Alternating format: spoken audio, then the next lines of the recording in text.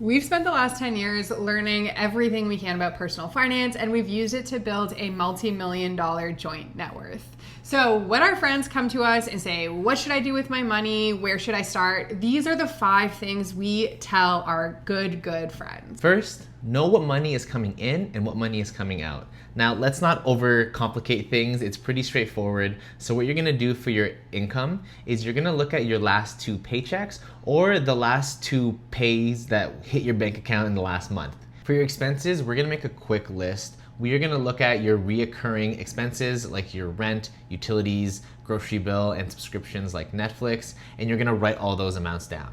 And for your other spending, what we recommend is looking at your last 2 to 3 bank statements to see what the average is for those expenses are. Now, the next thing you're gonna do is set up a high interest savings account. We use EQ Bank for this, and it's essentially just a savings account that makes you more money with your money. There's 0 risk with a high interest savings account. It is not the same as investing, so your money can't go down, but what you will do is earn a percentage, which is basically like the bank paying you to keep your money there.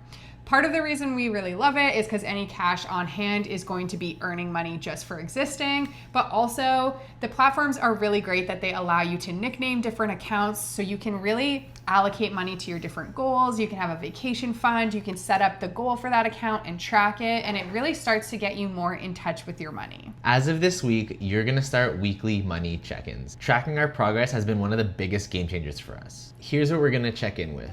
First, you're gonna look at your income. Make sure that your paycheck hit your bank account. Simple as that.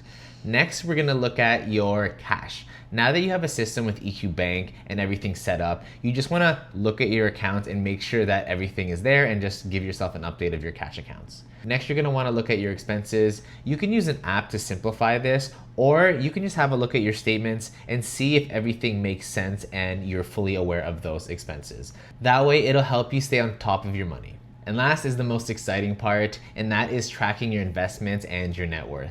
We have linked below our investment and net worth tracker, and this just gives you a good overall snapshot of your investments. And to complete your weekly money check-in, it's a good time to reflect. Am I on track for my goals? What's my next milestone? And what gets me fired up?